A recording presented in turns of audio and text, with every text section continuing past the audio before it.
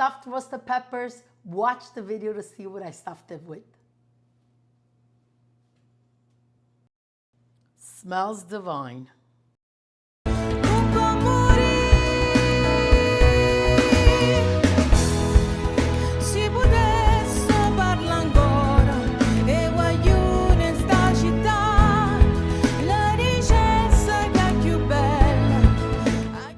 Hello everybody, this is Alessandra. Welcome to my home, welcome to my kitchen. Today I'm going to be making roasted peppers stuffed with a meatball mixture. They're so delicious. Lena, my best friend Lena, and I would always synchronize our holiday meals, and this was a recipe that we always did, different homes, but we made the same thing. Okay, let's get started. Simple. It's pretty much meatballs, and then you roast your peppers and you roll them up and bake them. So I have 6 beautiful peppers. I'm gonna go ahead. I have the oven on broil, 500. You're gonna put your rack right below it, but you give it enough space where the pepper doesn't touch the grill, the hot grill on top. So let's get those. I already rinsed them. I'm gonna put them on a parchment paper lined cookie sheet, and just like this. And what we're going to do is, I'm going to show you later, we're going to turn them. As they char on one side, we flip them. So we're going to do that 3 times. There you go, and let's get started. I'm going to try to time it too. You know, I don't time anything, but I will for you. I just remember I didn't even talk about the ingredients. So we have the peppers in the oven, and then we're just going to make the meatballs. So I have the ground beef, chopped meat. We call it chopped meat in this area of New Jersey, New York, but my daughter corrects me all the time. It's ground beef. I'm using an organic brand I love. When I see the little specks of the fat, it's a better quality meat instead of the one that just looks pink. Another little tip, get 85-15 mix, 85% meat, 15 fat, because it's getting baked and it needs a little bit of extra fat in it.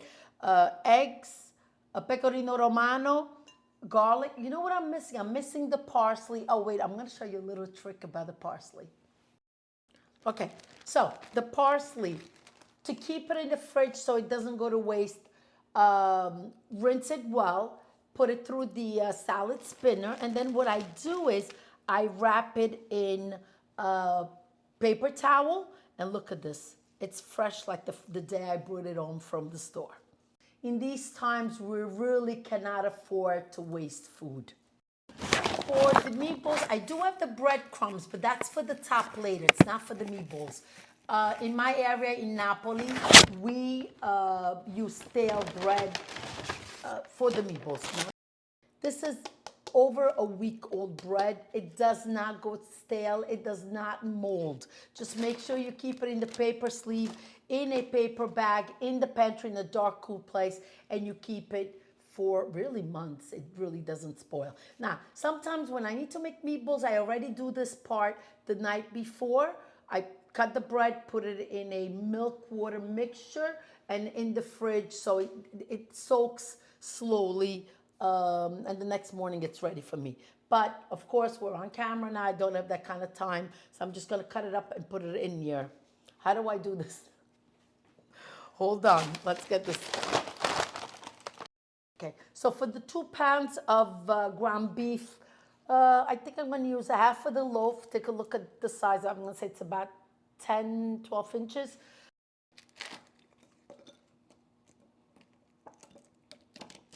Every pound I like to add 1 to 2 eggs. I want to show you these beautiful eggs. They're from a local farm, and they are gorgeous. Look at that. My preference in meatballs is pecorino romano. Parmigiano works well too. Salt, pepper, 2 large cloves of garlic, and a handful of, this is a flying away garlic, and a handful of parsley, and watch the done. Okay, now I'm going to add this to the mixture. Let's move back here. I'm going to squeeze, well, let me take my rings off a second. The bread, what you do is basically you just squeeze the water out like this.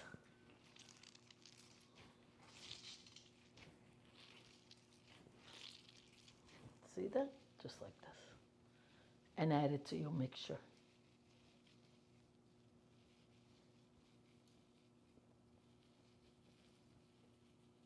If you find that the outer part of the bread is too thick or it hasn't melted properly, don't be afraid to run it through a food processor quickly, just on pulse a couple seconds, and that will do the trick.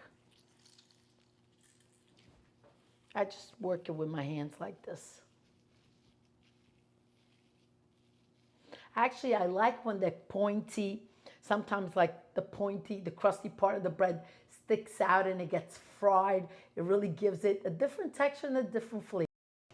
Last turn, so you see that?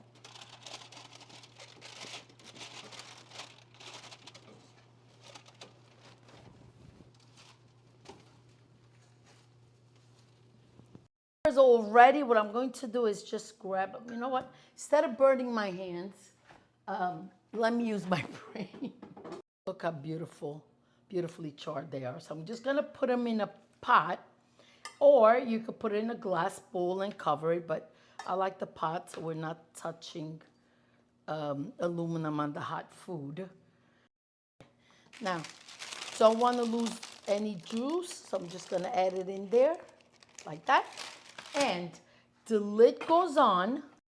By doing this, what that does is that the skin is going to peel right off, but they're going to get completely cool. So I'm going to put them on the side and let's finish up the meatballs. Now, let's get this nice and mixed. Bottom to top, turn, bottom to top, and turn. Squeeze, squeeze until it's well combined. I do realize that every region in Italy has its own variation of meatballs. Every family has its own type. Actually, I know that they very often make the kids' meatballs, which means meat, bread, salt, and a lot of Parmigiano Reggiano, no parsley, no garlic. And but my kids, I always made them like this, and they do enjoy it. Now I know I might get a little beef for this, but a great way to see if the mixture has enough of the cheese, enough of the salt, the pepper, what I like to do, either get it, even in a paper towel, or get a small piece, or even a little frying pan, heat it up and just cook it both sides real quickly. Or the easiest way, I make a flat little meatball, think 10-15 seconds in the microwave, and I'll be able to taste it. Okay, let's taste it. The pecorino romano, quel profumo, l'aglio, all the flavors in a little bite. Oh, perfetto. This is the consistency. You see, it's already nice and soft. Don't overwork it. Put it on a side, and then we continue on. Okay. The peppers have cooled off. What we're going to do, I want to show you something. Look at all that juice that comes out of the peppers. That's all flavor. So let's start peeling them. I'm going to show you. Look how easy the skin peels right off. Just peel like this, and it peels right off. If I'm just baking roasted peppers, I would even cook it a little bit further where I want a little bit even more of a char. But because we're baking these again with the meatball mixture, I kind of leave them a little hard. See that? They're a little hard still. And there's the last one. Now, don't waste that precious juice.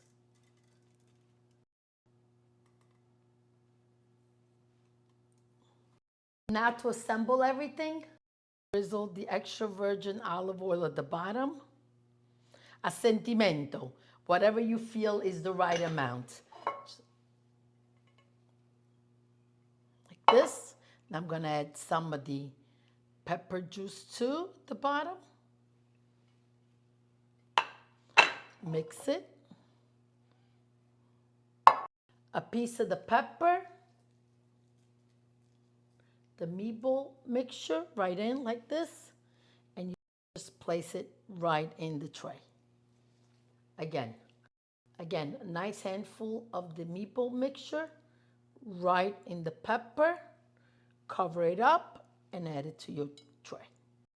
A pepper is smaller and some are larger. Then you just figure out how much of the meatball mixture you want to put in.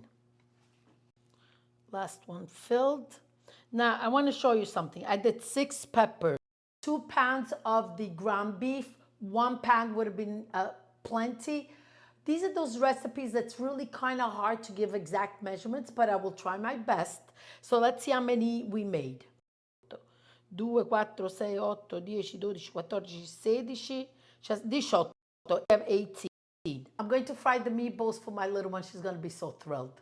So now let's finish this up. I'm going to rinse my hands a second. I'm going to put the rest of the juice.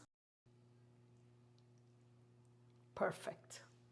Just a little drizzle of the extra virgin olive oil on top. And I'll tell you why.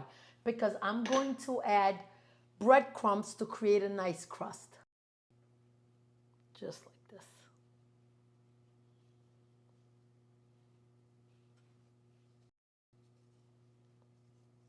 Final touch, pecorino romano.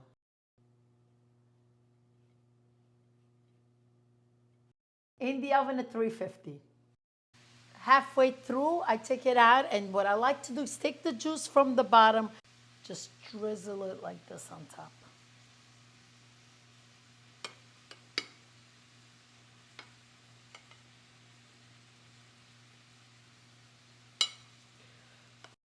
Back in the oven. Baked about an hour, not the best part of all my videos. I get to taste it.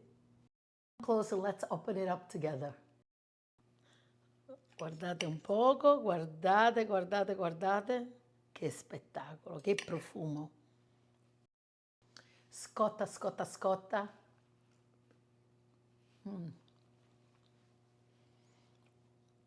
This is one of those recipes that you must make. Oh my God, so many wonderful memories. Actually, Vita, this is for you. You need to make this for your beautiful family. I know they will love it, and I love you. But guess what? Before I let you go, I gotta taste it again, just to be certain that it's delicious. What un boccone grande.